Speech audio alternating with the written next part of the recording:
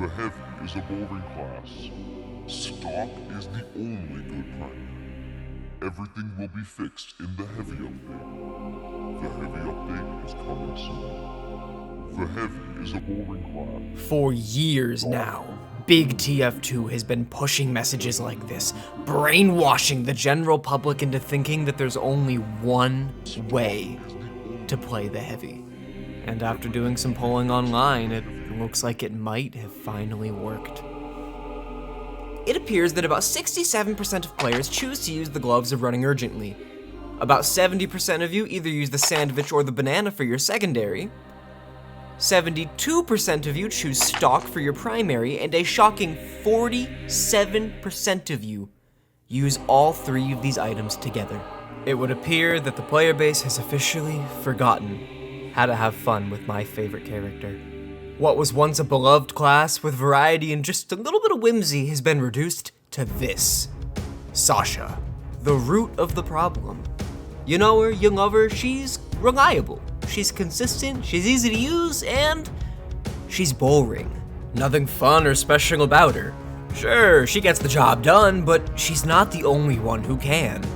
With what can be an assumed 50+% of players running the exact same loadout, always playing the exact same way under the belief that no other kit is valuable, I think that it might just be safe to say that somebody needs to step in and save the 7th class from itself. And I believe that that person is me. I'm going to make the heavy fun again, and here's how. Sasha is the root of the monotony. Therefore, in order to restore the heavy, Sasha must be eliminated. Sasha must be thrown into the flames of Mann Mountain. On the journey there, we're going to encounter 4 unique loadouts, each with their own set of unique and difficult challenges to complete before we can pass them by. I suppose you could even think of this like a challenge, one where I only play heavy for 30 days. Now, there's just one other thing. Sasha is crafty. Sasha doesn't like being pushed to the sidelines. Sasha is a temptress. So if you're not careful, she'll pull you in. She'll pull you back into the boring old ways of the meta. So, in order to keep you safe and away from Sasha, I've devised a plan that should keep her at bay. First, we'll equip you with a special set of armor designed specifically for military.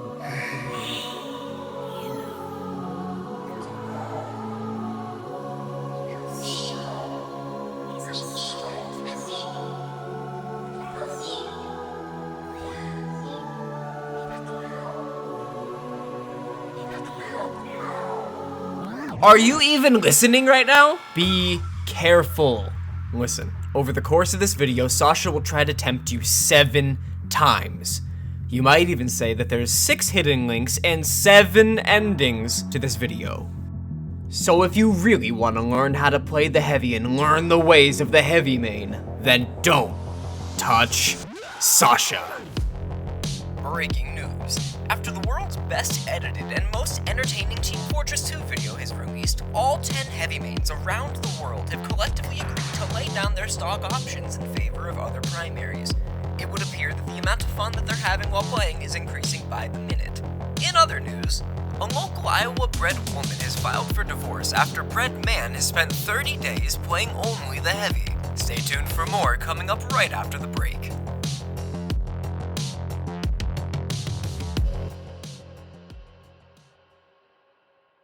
Welcome to Movement Meadows, the lush, vibrant, and green lands where I'm going to begin retraining the player base of TF2. These meadows are home to a face that might seem just a little bit familiar. You probably know him as the Fat Scout. And a little more recently, you might have even heard him called the Movement Heavy.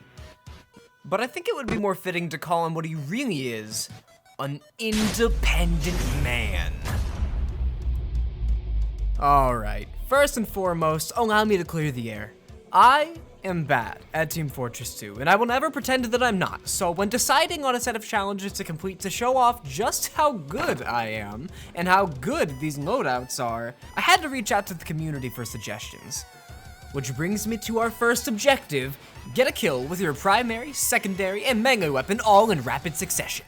A simple goal that seems reasonable to complete while also showing off how useful my primary always is, how my melee is gonna let me run free off my medic's leash while also including a secondary that shows my team that today, I'm playing for myself. Sorry, dude. I'm an independent man. I don't carry a sandwich around like that. I don't know what to tell you. Honestly, I thought that this was going to be the hardest of my first 3 challenges, but as it turns out, it was the easiest. I finished it within my first hour of starting, and that gave me a horrible sense of self-confidence and idea of how easy that the rest of these were gonna be. Next up was to dominate another player with nothing but my fists. Again, not super hard, but it has layers of difficulty with the health drain, my personal skill level, and whatever class my opponent happens to be playing. It was a learning experience. As it would turn out, most players won't just let you run right up to them and start throwing punches, even if you ask nicely. So the question then becomes, who do I think I can win against reliably? Well, after giving this question a good and long ponder, the answer, as it does with most practical problems, came to me. Literally, in the form of a spy trying to stab me in the back, which is perfect! This way, I don't even have to seek anyone out, because I already know, as the slowest class in the game, he's already got his target set on me. Now, if I were fighting a greater spy, this would be a losing matchup 10 times out of 10, but judging by the gibbous, mercenary badge, and general lack of awareness, I would ID this player as a lesser spy, which you might think would make this fight a little less than fair, but a win is a win, and BreadMann is winning. Finally, we need to get a kill streak of 10 without using my primary. Right here, right now, I'm not just proving my independence from my team, I'm proving my independence from Sasha, my primary, which is harder than it would seem. The first challenge took me an hour, the second took me a few days, and this one took me weeks. And listen, I'm not saying I was trying to get this done every second of every day. I mean, I'm a man with a full-time job that is unfortunately not YouTube or Team Fortress 2 related. But even still, every single time I loaded up my game and tried to get this done, the experience was miserable. And I can't blame that on anybody but myself. When it comes down to my Fat Scout gaming, I personally like to use the family business, which comes loaded with 8 rounds that deal a little less damage than stock normally would. And to me, that reads as, if you can't get the kill in 8 shots or less, you probably don't deserve it in the first place. And boy oh boy did I prove myself right. One of my biggest setbacks for as long as I've been gaming has just been my aim. Doesn't matter what game, what character I'm playing, I simply can't aim. However, I have a secret weapon of sorts. Banana Bay and the Payload Race Game Mode. It just so happens that my love for Banana Bay and my affection for the Payload Race Game Mode far exceed my inability to aim properly. The variation, the verticality, and the vibes of my favorite map just so happened to be the thing that I needed to get me all the way to that sweet, previously unachievable, unstoppable kill streak.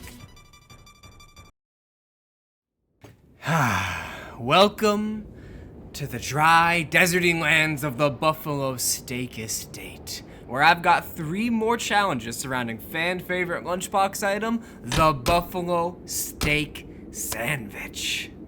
First up, win 3 duels. Not the most difficult thing in the world to do, but I want to prove myself on the battlefield before I get into the really hard stuff, and believe me, there are some hard challenges coming up. The first poor soul to land underneath my fist was a huntsman sniper. Surely a worthy opponent.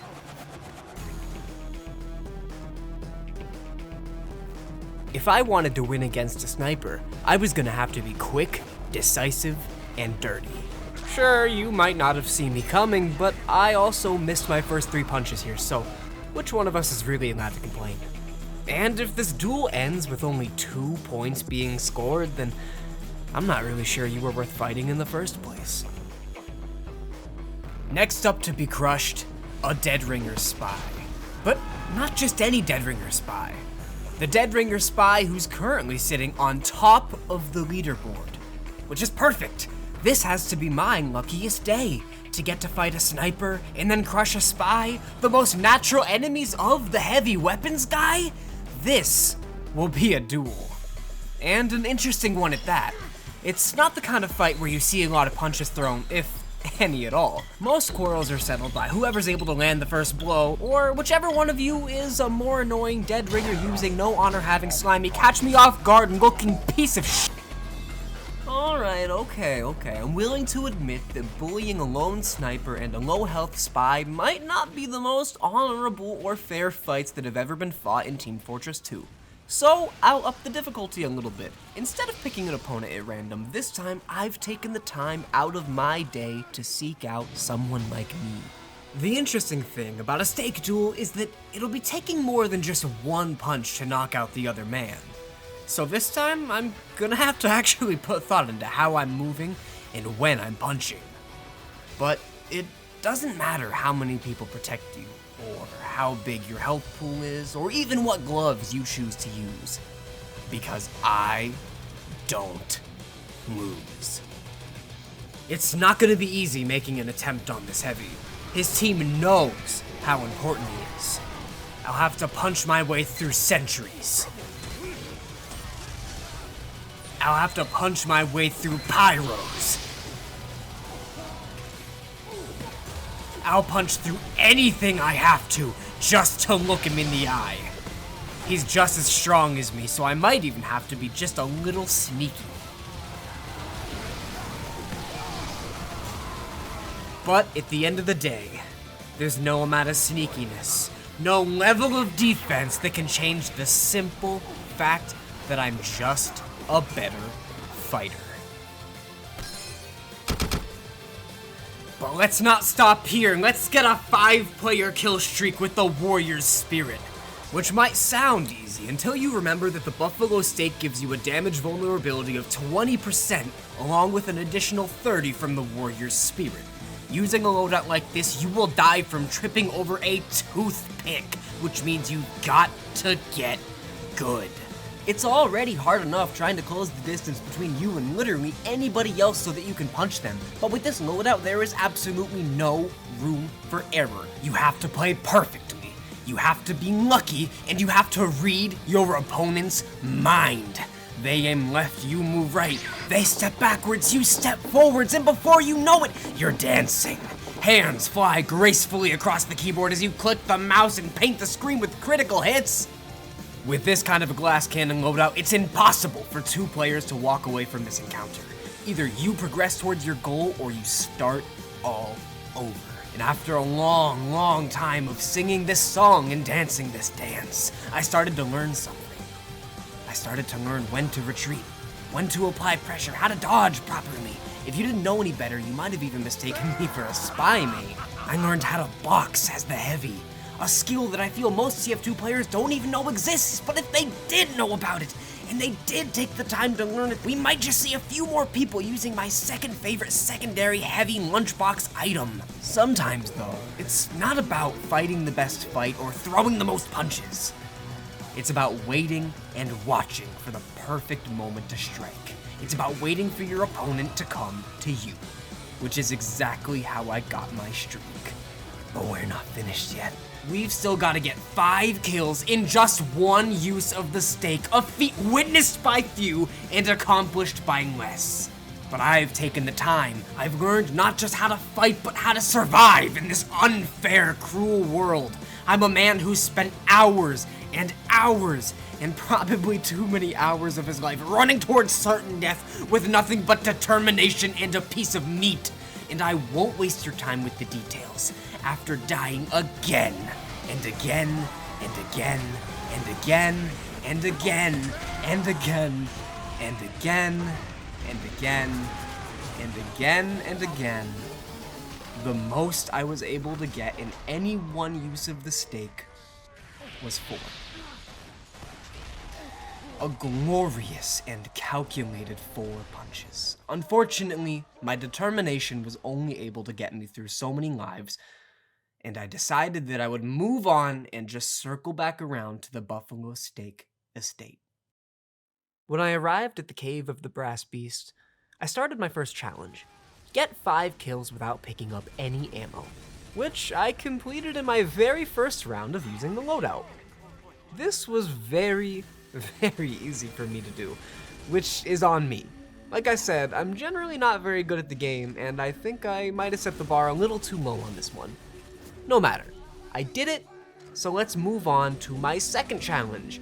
Dominate 3 players in just 1 round, which I completed on my second round using this loadout. And as I started to prepare for my third and final challenge, I had an epiphany. I'm not having any fun. I wanted to make this video because I was tired of all the heavy slander being thrown around online. The heavy is genuinely my favorite class, and I wanted to showcase my personal favorite loadouts. That's right, what you've been watching has been a loadout tour.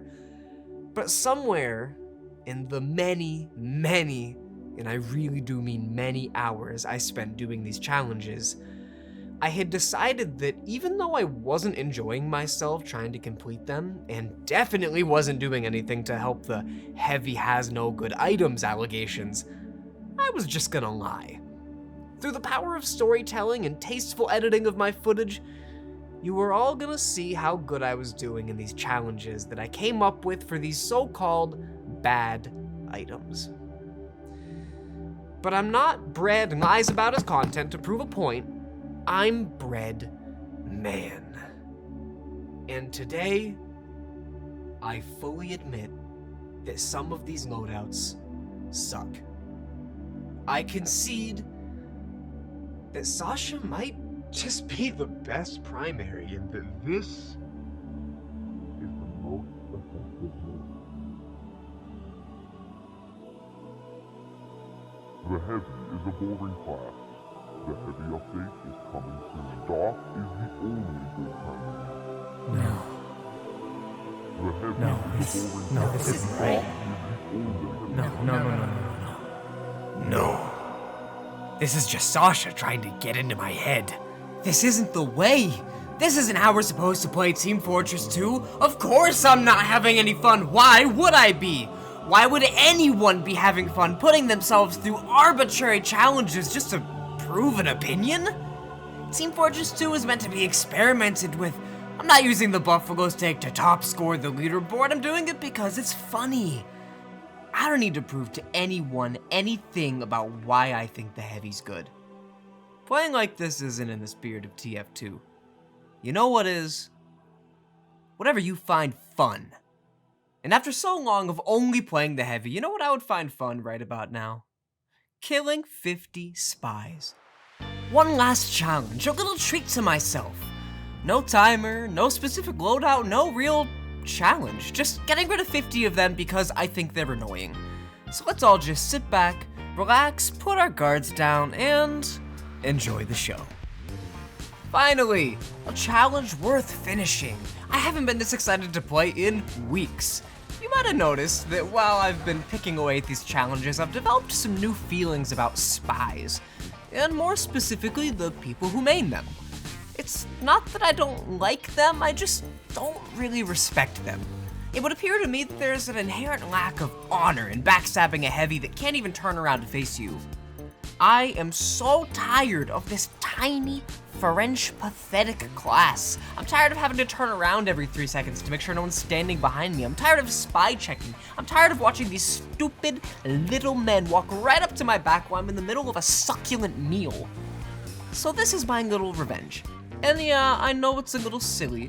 I know that getting rid of 50 of them isn't gonna change any opinions. Nobody's gonna stop maining the spy because I took 2 hours out of my day to show up 50 players.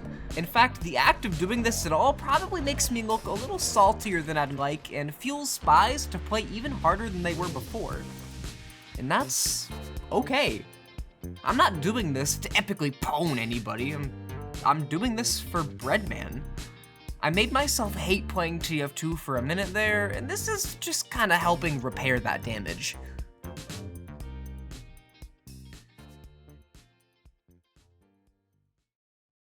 Alright, That was fun. I'm glad I got that out of my system. I'm glad we had this time together, but Back to Sasha.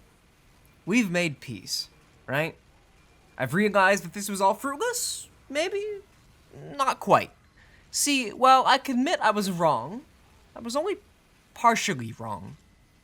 Even though the reality of these loadouts isn't as stellar as I would have hoped, these metrics still exist and give a bad name to the heavy. People actively refuse to play my main because he's too boring. But the only reason that he's boring is because he's been forced into a simple yet admittedly reliable loadout with little to no variation in playstyle. There's lots of fun to be had with this class, but at the end of the day, most players aren't willing to give up that top spot on the leaderboard, even if it means they'll be having a better time playing. Which means that we still have a problem. A Sasha problem. I've grown on our little journey to the top of the mountain. I no longer have a point to prove. And I think I've come to realize that I might even love Sasha just as much as you do. But despite that, I can still acknowledge when enough is enough. I'm not saying that you need to forget her forever, but I am saying that when you wake up tomorrow, the wind will blow in a new direction. So, at least for now, you need to let